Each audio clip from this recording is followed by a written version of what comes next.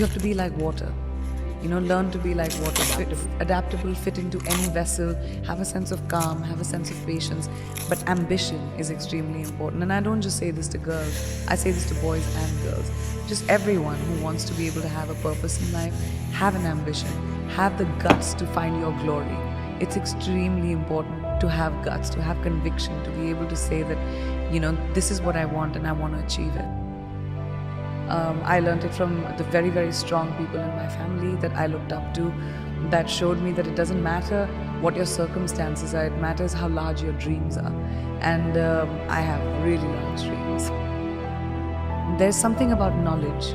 There's something about if you learn, even if you don't know something, if you have an ambition to be somewhere, if you prepare yourself, you have the ability to be better than everyone else. I like to be prepared for everything, even if it's an interview, even if I'm going for a red carpet, even if something is trivial to someone. Honesty is very important in relationships, whether it's with friends, whether it's with family, whether it's with your loved one, whether it's in a romantic relationship. I think being real to what you really are feeling is very important. And a lot of people don't have the guts to do that because we are always pretending to be a certain way so that we can maintain a relationship.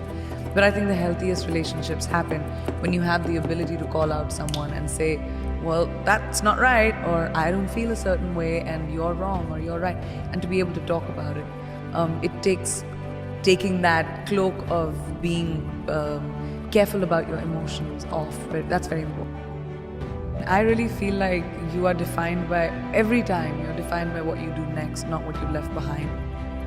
There's no point of doing the same thing over again. I try not to do the same thing over again. You have to take risks. Risks are so important in evolution. Playing it safe, yeah, you can have an existence, but you'll never be someone who's a trailblazer. My dad was extremely sensitive, but he was also like my biggest champion. The one thing that I learned from him was the hustle. He always taught me that don't be afraid of the failure. What you do next after failure is what will define you.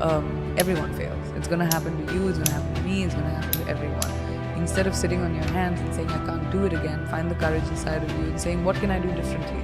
How do you look back into your mistake and say, all right, that was a mistake, great, not doing that again. That's something I really learned from my dad. My parents never wanted me to have a what if in my life. What if I had done it? What if I had tried that? So they always supported me. They said, no matter what you do, whatever mistake you make, have the confidence to come and tell us. Because, even if you kill someone, my dad, I remember him telling me this, even if you kill someone, come and tell me, I'll help you find the body. I'll help you bury the body, but then I'll take you to the cops too. So you'll always have to have courage of conviction. We spend our entire lives trying to figure out who we really are, and then we change. And then we figure it out, and then we change again. And I think that's the most constant, right? I'm constantly changing, constantly evolving, and I'm hoping that everyone's still curious about me as I keep doing that. I've had so many times whenever I'm doing interviews, people always ask me that, oh, you're doing a movie with, a female co-actor. Did you guys get along? Were there catfights? But when it comes to boys, they say, oh my gosh, that looks like a bromance and everyone got on so well. So I feel like over time, because women have the lack of opportunity, we were pitted against each other because there were only 5 opportunities, 5 places a woman could be hired. And so we were elbowing each other out to get to that one spot. So the crux of the problem is the lack of opportunity for females. And the more opportunity we create for each other, the more sisterhood will grow. We're 50% of the world's population. We need to be represented in every field like that. We need to be empowered by each other, by the people who are in positions of power, by putting us in positions of power.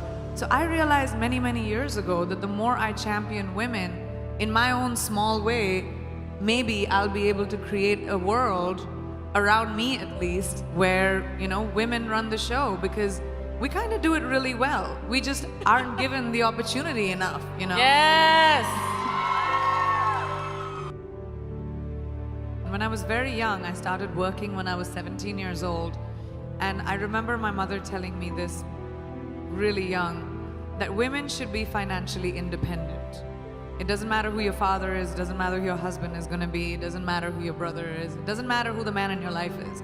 You need to be responsible for your finances and be financially independent.